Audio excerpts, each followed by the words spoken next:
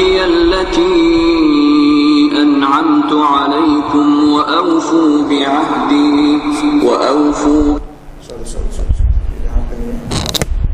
یہ ہماری ابھی جو آ رہی ہے اس آیت کی وہ ہے پہلے قرأت ہے، اور پھر نماز والا میں آپ کو بعد میں دکھاؤں گا انشاءاللہ جہاں پر نماز کا ذکر آئے گا.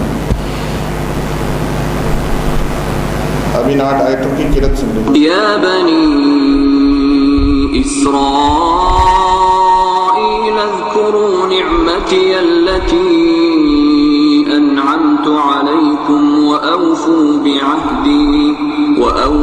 بعهدي أوف بعهدكم وإياي فارهبون وآمنوا بما أنزلت مصدقا لما معكم ولا تكونوا أول كافر به ولا تشتروا بآياتي ثمنا قليلا وإياي فاتقون ولا تلبسوا الحق بالباطل وتكتموا الحق وأنتم تعلمون وأقيموا الصلاة وآتوا الزكاة واركعوا مع الراكعين أتأمرون الناس بالبر وتنسون أنفسكم وأنتم تتلون الكتاب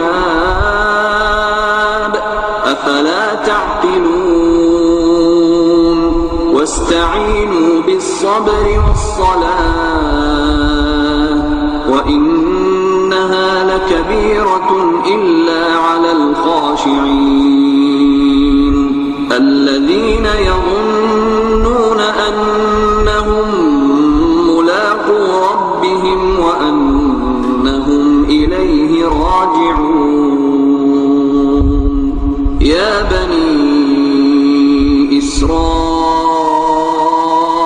اذكروا نعمتي التي أنعمت عليكم وأني فضلتكم على العالمين واتقوا يوما لا تجزي نفس عن نفس شيئا ولا يقبل منها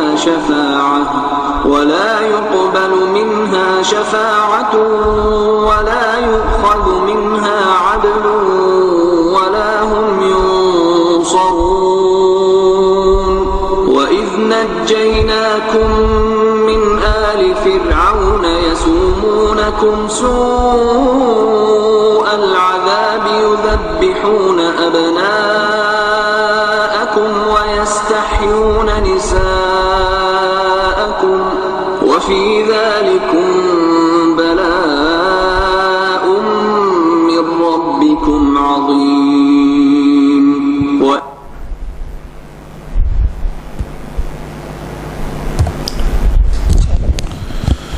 چلیے وہ ویڈیو انشاءاللہ بھی آگے آنے والی ہے، اس کے ساتھ میں آپ کو دکھاؤں گا انشاءاللہ. یا بنی اسرائیل اذکروا نعمتی التی انعمت علیکم واوفوا بعہدی اوف بعہدکم وایای فارہبون. اے اولاد یعقوب، یاد کرو میری اس نعمت کو جو عطا کی تھی میں نے تم کو، اور پورا کرو تم اس عہد کو جو تم نے مجھ سے کیا. پورا کروں گا میں وہ عہد جو میں نے تم سے کیا، اور اینڈ میں مجھ ہی سے ڈرو. دیکھیے بنی اسرائیل کے لیے ذکر ہو رہا ہے. نصیحت ہمیشہ ہم قرآن کو کیسے دیکھتے ہیں؟ ہمارے زمانے میں تو نازل نہیں ہوا نا، 14 سال پہلے نازل ہوا، لیکن ہدایت اینڈ تک کے لیے، ٹھیک ہے، جب تک لوگ آتے رہیں گے تب تک کے لیے ہدایت ہے. ہمیں ہمیشہ یہ دیکھنا ہے کہ بات تو ان سے ہو رہی ہے، لیکن اس میں رزلٹ ہمارے لیے کیا ہے، یا ہمیں کیا نصیحت کی جا رہی ہے، ہم سے کیا بات ہو رہی ہے. اگر یہاں بنی اسرائیل کی جگہ اپنا نام لگا لیں اور پھر اس آیت کو پڑھیں، اے مسلمانوں یاد کرو اس ذکر کو جو میں نے کیا تم پر، اور اپنا عہد پورا کرو، میں بھی اپنا عہد پورا کروں گا، اور مجھے سے ڈرو. ہمیں اس کو یوں دیکھنا چاہیے، ٹھیک ہے. ہم ذکر کرتے ہیں اللہ کا، اللہ کہہ رہے میرا فیور یاد کرو جو میں نے تم پہ کیا تھا. سورہ فاتحہ میں ہم کیا مانگتے ہیں اللہ سے؟ فیور مانگتے ہیں نا. یہ وہ ہیں جو فیور دے دیے گئے تھے. قرآن میں ہے کہ ان کو فیور مل گیا، قرآن میں ہے کہ ان کو فیور مل گیا، لیکن انہوں نے اس فیور کی ناشکری کی اور سب اپنا عہد جو ہے وہ پورا نہیں کیا. ہمارے اوپر کیا فیور ہے؟ سیم جو ان کے اوپر تھا. ہم مسلمان ہیں, آج کا دین مسلمان ہے, آج مسلمان جنت میں جا سکتے ہیں, آج اللہ مسلمانوں سے راضی ہوگا. صرف کسی بھی اور دین میں ہوتے ہوئے کتنا بھی اچھا عمل کرے وہ بیکار ہے. آج ہمارے اوپر یہ فیور ہے, ہم اس فیور کا کتنا ذکر کرتے ہیں. ان کے بھی ایشوز سیم تھے, ایشوز آر سیم. ان سے بھی کہا جا رہا ہے ذکر کرو, جو نعمت میں نے تمہیں دی ہے اس کو یاد کرو نا, احسان مانو اس بات کا, مجھ سے ڈرو. لیکن کیا ہے, ہمارے لیے بھی یہی بات ہے, میں نے جو تمہیں دیا ہے مجھ سے ڈرو, ورنہ آخرت میں جو ہے وہ اسی حساب سے سوال جواب ہوگا. لیکن ہم بھی یاد نہیں کرتے. ہم کتنے اس کو میچ کریں. سورہ فاتحہ میں ہم فیور مانگتے ہیں, اللہ کہہ رہے ہیں میں نے ان کو فیور دیا ہے, اور ہمیں وہی فیور ہے جو ہم مانگ رہے ہیں سورہ فاتحہ میں. اللہ کہہ رہے ہیں میں نے ان کو دے دیا ہے, لیکن یہ دیکھنا ہے کہ کس وجہ سے وہ فیور ان سے چلا گیا, اور ہم سے بھی وہ فیور انہی بنیادوں پہ چلا جاتا ہے. حدیثوں میں بہت زیادہ تاکید ہے اس بات کی, عمل بالمعروف اور نہی عن المنکر. جب یہ نہیں ہوگا نا تو پھر ہر چیز برباد ہوگی. یعنی یہاں تک آتے ہیں حدیث میں کہ تمہاری دعائیں قبول نہیں ہوں گی. چپ بیٹھے رہنے سے کام نہیں ہوتا. اب یہ اللہ کا فیور ہے کہ اللہ نے ہمیں 2 ہاتھ دیے, کان, ناک, زبان, پیسہ, فیملی, ہر چیز دی ہے. نہیں دیتے آپ کیا کر لیتے؟ یہ فیور ہے یا نہیں؟ اس فیور کا احسان کیسے ہوگا؟ زبانی یاد کر کے کہ ہوگا؟ نہیں. ہمارے لیے کیا کرائٹیریا کیا ہے کہ اگر تم چاہتے ہو کہ اللہ سے محبت کرو یا اللہ کو راضی کرو, کچھ بھی کرو, ان سب کا کرائٹیریا کیا ہے؟ حدیث میں آتا ہے کہ کوئی بھی عمل اگر اس میں 2 چیزیں موجود ہیں تو ہی قبول ہوگا. ایک اخلاص اور دوسرا سنت کے مطابق ہو. اخلاص میں تو یہ پھر بھی ٹیڑھا آ جائے, یعنی اخلاص میں تو کوئی کسی قسم کی کوئی گنجائش موجود ہی نہیں ہے. لیکن علماء بتاتے ہیں کہ سنت سے تابع سے مراد کیا ہے. فرض کر لیں کہ ایک شخص ایک ریگستان کے اندر ہے اور اس کو نہیں پتا کہ قبلہ کون سا ہے, نماز تو پڑھنی ہے. اخلاص ہو سکتا ہے پکا موجود ہو نماز پڑھنے کا, لیکن سنت کے مطابق قبلہ کیا ہے وہ ہو سکتا ہے اس کو پتا وہاں نہ چل سکے. اس صورت میں یہ بات اس کی نماز ایکسیپٹیبل ہے. لیکن اگر اس کو کسی نے آ کے بتا دیا کہ یہ قبلہ ہے اور پھر وہ اس قبلے کو نہیں لیتا ہے تو اب یہ ڈیڈ ایکسیپٹیبل ہی نہیں ہے. اور ہمارے پاس تو سب کچھ موجود ہے.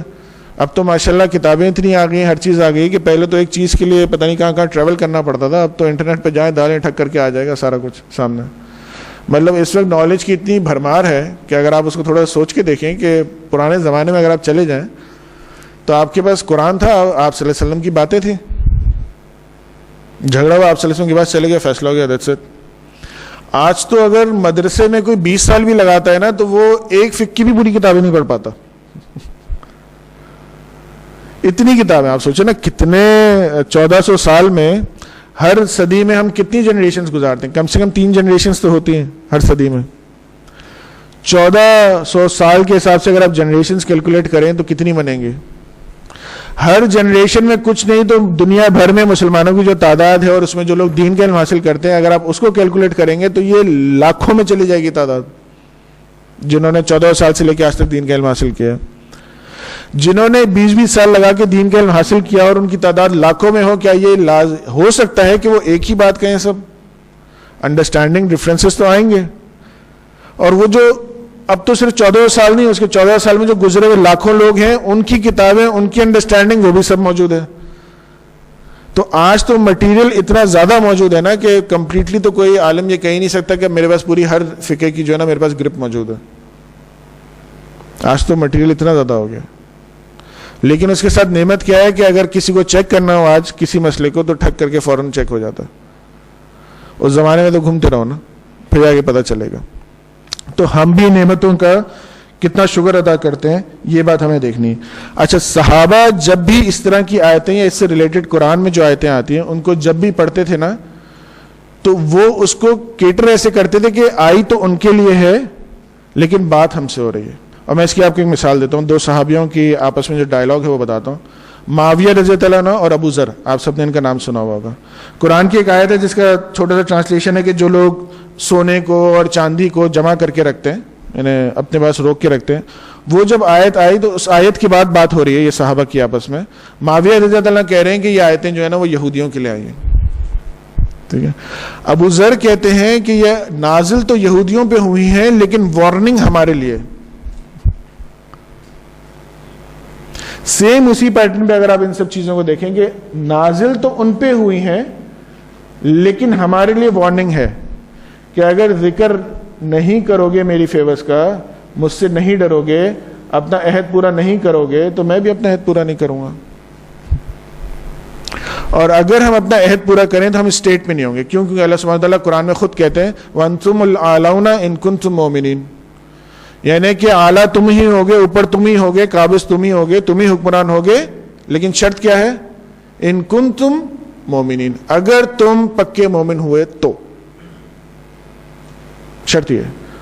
تو اگر ہم اس اسٹیٹ میں نہیں ہوں کہ ہم اعلیٰ ہوں تو اس کا مطلب اجتماعی طور پہ ہم مومن نہیں ہیں پراپر قسم کے. کیونکہ اگر ہم ہوں گے تو پھر اللہ نے کہا ہے کہ پھر تو تم ہی اعلیٰ ہوگے.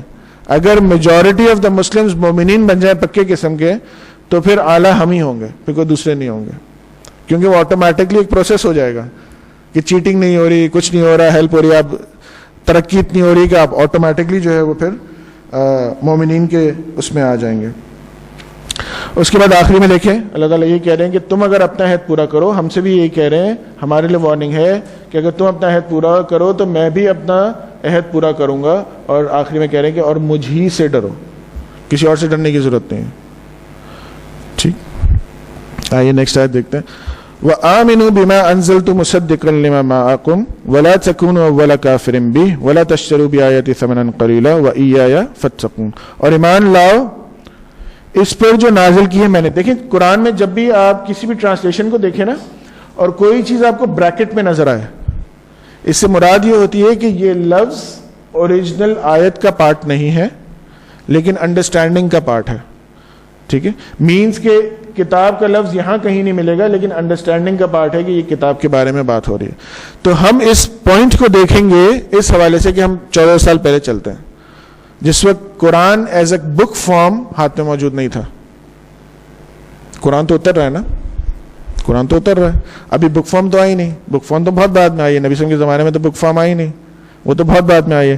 اب اس آیت کا ترجمہ دوبارہ سے دیکھیں. اور ایمان لاؤ اس پر جو نازل کی ہے میں نے, جو تصدیق کر رہی ہے اگین بریکٹ میں ان کتابوں کی جو تمہارے پاس موجود ہیں.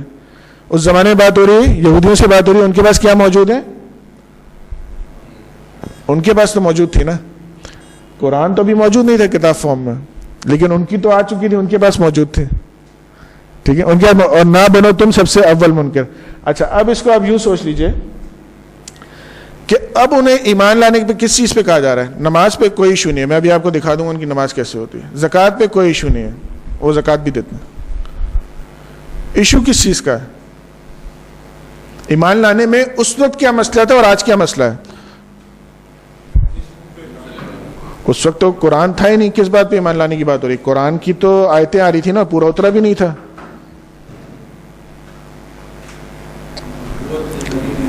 قرآن پہ ایمان لانا تو ان کے لیے ایشو ہی نہیں تھا نا, کیونکہ نبی صلی اللہ علیہ وسلم تو وہی کچھ کہہ رہے ہیں جو آلریڈی زیادہ تر کتابوں میں موجود ہے. کوئی سسٹم کچھ نہیں ہو رہا بڑی چیز, بلکہ ان کی کتابوں میں آپ صلی اللہ علیہ وسلم کے بارے میں دیا ہوا ہے.